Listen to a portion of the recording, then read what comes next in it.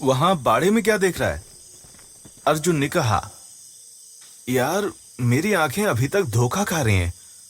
मुझे ऐसा लग रहा है जैसे वो भिखारी अभी नीचे बाड़े के पास खड़ा है। कहां पर?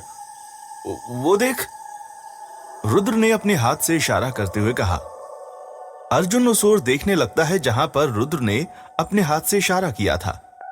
ये तो काली शॉल ओढ़े वही भिखारी खड़ा है। अर्जुन ने हैरानी से कहा, ये भिखारी मेरे बाड़े के पास क्या कर रहा है? पता नहीं यार, मुझे तो ये भिखारी पागल लगता है। इसको जरा सा भी डर नहीं है कि अगर ये पकड़ा गया तो सीधे थाने के अंदर जाएगा। हाँ यार, पर ये यहाँ पर कर क्या रहा है और आया क्यों है यहाँ पर ये अंधेरे में? पता नहीं यार, चल चलकर देखते हैं और पकड़ते हैं उसे। पूछें तो सही, इसने कैमरा क्यों चुराया था और कैमरा की फोटो क्यों डिलीट कर दी? हाँ चल। रुद्र और अर्जुन नीचे जाने लगते हैं। रुद्र अर्जुन के आगे चल रहा था। वो जैसे ही हवेली का दरवाजा खुलता है, उसके पैर में वो कील गड़ जाती है जो उसके सपने में उस भिखारी ने दीवार से निकाली थी। वो कील रुद्र के पैर के तलवे में गढ़ी थी, जिस कारण उसके तलवे में से खून निकलने लगता है। रुद्र हैरान हो जाता है ये सोचकर कि ये कील यहां कैसे आ गई। ये तो सपने में थी। क्या कर रहा है भाई, जरा संभल कर चलना। और ये तेरे पैर में से खून कैसे निकल रहा है? अर्जुन ने कहा। यार कुछ नहीं, बस कील गड़ गई थोड़ी। जब अर्जुन उस कील को देखता है तो चौंक जाता है और सोचने लगता है कि ये नीचे कैसे गिरी। इसे तो रुद्र की चाची ने दीवार में लगाया था। ज्यादा तो नहीं लगी? नहीं यार, पहले चलो उस भिखारी को पकड़ते हैं, रुद्र ने जमीन से उठते हुए कहा। हाँ चल। रुद्र और अर्जुन बाड़ी की तरफ जाने लगते हैं। वो दोनों उसी जगह पर पहुंच जाते हैं जहां पर उन्होंने उस भिखारी को देखा था। यार यहीं पर तो था, कहां चला गया? पता नहीं यार, कहां चला गया। चल आसपास ढूंढते हैं। हाँ चल। रुद्र और अर्जुन आसपास उस भिखारी को ढूंढने लगते हैं, पर वो भिखारी उन्हें पूरे बाड़े में कहीं पर भी नजर नहीं आता। यार दिखा क्या? नहीं यार, लगता है बाहर चला गया है। हाँ, मुझे भी ऐसे ही लग रहा है। यार वो देख, वहां पर कुछ हलचल हो रही है। अर्जुन ने बाड़ी के बाहर इशारा करते हुए कहा। रुद्र अपना मोबाइल निकालता है और अर्जुन के हाथ की ओर टॉर्च मारते हुए पूछता है, कहां पर? वो वहां, चल।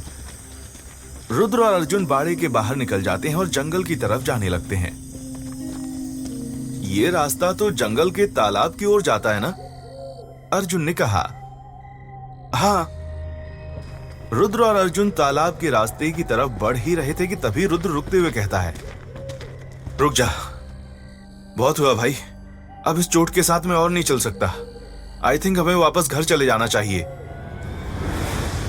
पर वो भिखारी, हो सकता है कोई और हो। कुत्ते के चलने की हलचल हुई हो जिसे तू भिखारी समझ रहा है। हाँ यार, तू कह तो ठीक रहा है। चल घर चलते हैं, मैं तेरे पैर पर पट्टी भी बांध दूंगा। अर्जुन और रुद्र वापस घर की ओर जाने लगते हैं। पता नहीं यार, ये भिखारी क्या चीज है। साई की तरह आता है और साई की तरह गायब हो जाता है। अर्जुन ने मन में ही बड़बड़ाते हुए कहा।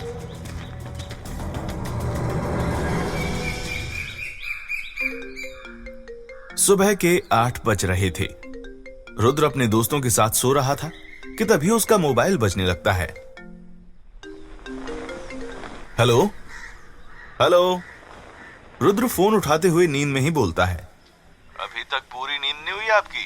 रात भर जाग रहे थे क्या? मोबाइल में से किसी की आवाज आती है। सॉरी, पर मैंने आपको पहचाना नहीं। भूल गए? मैं तुम्हारे बचपन का दोस्त अजय बोल रहा हूँ, और तुम्हारी होने वाली वाइफ के केस का इंचार्ज ऑफिसर भी। पर तुम्हें मेरा नंबर कहाँ से मिला? अरे हम पुलिस वाले हैं, तुम्हारा क्या। हम लोग तो अमेरिका के राष्ट्रपति का भी नंबर निकाल सकते हैं। तुमने सुबह सुबह मुझे कैसे याद कर लिया आज? मैंने सोचा सुबह सुबह घूमना सेहत के लिए अच्छा होता है, इसलिए तुम्हें भी इनवाइट कर लेता हूँ। मतलब ये कि तुम और तुम्हारे दोस्त जितनी जल्दी हो सके तुम्हारे घर के पीछे वाले जंगल के तालाब पर आ जाओ। पर क्यों? रुद्र ने हैरानी से पूछा। पुलिस वालों का काम लोगों के सवालों का जवाब देना नहीं है, बल्कि उनसे सवाल पूछना होता है। मुझे आधे घंटे के अंदर मिलो तालाब के पास, समझे? इतना कहकर अजय फोन कट कर देता है। रुद्र सोचने लगता है कि अजय ने उसे और उसके दोस्तों को उसके घर के पीछे वाले जंगल के तालाब के पास क्यों बुलाया है। रुद्र अर्जुन, समीर और पीयूष को उठाते हुए कहता है, उठो, ओए उठो, अरे उठ जाओ यार तीनों जल्दी से। क्या हुआ यार? समीर उबासी लेते हुए कहता है, यार हम सबको अभी तालाब पर चलना है। यार तालाब में बात पर नहाने चलेंगे किसी और दिन, अभी सोने दे। पीयूष ने नींद में कहा, बेवकूफ इंसान, नहाने नहीं जाना, वहां पर पुलिस इंस्पेक्टर अजय हमारा इंतजार कर रहा है, उसका फोन आया था, उसने हमें वहां पर बुलाया है। पर क्यों और तालाब के पास क्यों? अर्जुन ने कहा, वो खुद भी तो यहां पर आ सकता था ना। समीर बोला, पता नहीं यार, अब ये तो वहां पहुंचकर ही पता चलेगा ना। चलो उठो जल्दी, तनवीर और अनन्या को भी बता दो कि उनको भी साथ चलना है। रुद्र ने कहा, यार ये इंस्पेक्टर भी ना सही से सोने भी नहीं देता। पीयूष ने बिस्तर से उठते हुए कहा। रुद्र और उसके दोस्त लोग तैयार हो जाते हैं। रुद्र ने जूते पहन लिए थे। रुद्र सीढ़ियों से लंगड़ा लंगड़ा कर नीचे उतर रहा था कि उसकी मां नीचे ही खड़ी थी, और रुद्र को ऐसे लंगड़ाते हुए चलता देखकर उसकी मां ने उससे पूछा, रुद्र ये तेरे पैर को क्या हुआ, ऐसे लंगड़ा लंगड़ा कर क्यों चल रहा है? वो मां, कल रात कील घुस गई थी। कैसी और कौन सी कील? रुद्र की मां ने हैरानी से पूछा। वो कील दरवाजे के पास गिरी हुई थी मां, पता नहीं वहां पर कैसे आई। हे भगवान, वो कील कैसे गिर गई? आयशा ने कहा। क्या हुआ चाची, आपको कुछ पता है क्या उस कील के बारे में? बेटा रुद्र, वो कील ना मैंने। रुद्र की चाची आगे कुछ बोलती है उससे पहले ही रुद्र का फोन बजने लगता है। रुद्र अपना फोन उठाते हुए कहता है, हेलो, कितना टाइम लगेगा तुम लोगों को आने में? यहाँ साहब कब से इंतजार कर रहे हैं तुम्हारा। मोबाइल के अंदर से आवाज आती है, जी माखनलाल जी, बस आ ही रहे हैं। ठीक है, जल्दी आओ। माँ, चाची, अभी हम लोग चलते हैं, वहां पर अजय और माखनलाल हमारा इंतजार कर रहे हैं। पर बेटा, अजय ने इतनी सुबह तुम्हें वहां क्यों बुलाया है? रुद्र की मां ने कहा। माँ, अभी तो वहीं जाकर पता चलेगा, रुद्र ने घर से बाहर जाते हुए कहा। रुद्र और उसके दोस्त जिप्सी में बैठ जाते हैं और जंगल के तालाब वाले रास्ते पर जाने लगते हैं। आधा किलोमीटर दूर चलने के बाद रुद्र रोड पर जिप्सी रोक देता है और कहता है, अब यहां से पैदल जाना पड़ेगा, जंगल के अंदर जिप्सी ले जाना ठीक नहीं है। सब लोग उतर जाते हैं और जंगल के अंदर पैदल जाने लगते हैं। जब वो लोग तालाब पर पहुंचते हैं तो देखते हैं कि वहां पर बहुत भीड़ थी। गांव वालों ने तालाब को चारों ओर से घेर लिया था और वहां पर बहुत सारी पुलिस भी लगी हुई थी। यार, ये तालाब पर इतनी सारी भीड़ क्यों है? पता नहीं यार, चल क्या रहा है यहाँ पर, चल देखते हैं। रुद्र और उसके दोस्त भीड़ को हटाते हुए अजय के पास पहुंच जाते हैं। तालाब को चारों तरफ से सील कर दिया गया था। एक क्रेन मंगवाई गई थी जो कि पानी के अंदर से कुछ निकाल रही थी। ये इतनी सारी भीड़ क्यों जमा है इंस्पेक्टर साहब? ऐसा लग रहा है जैसे किसी का खून हो गया है।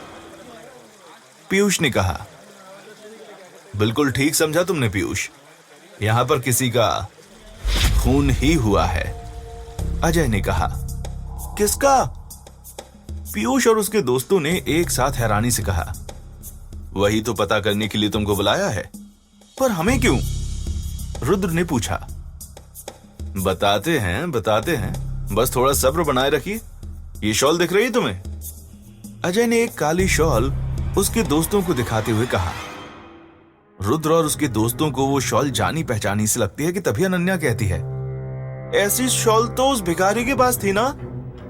जी हाँ, बिल्कुल ठीक समझा आपने, इसीलिए आपको यहां पर बुलाया गया है तहकीकात के मामले में। पर किस चीज की तहकीकात के मामले में? अर्जुन ने हैरानी से पूछा। यही तहकीकात।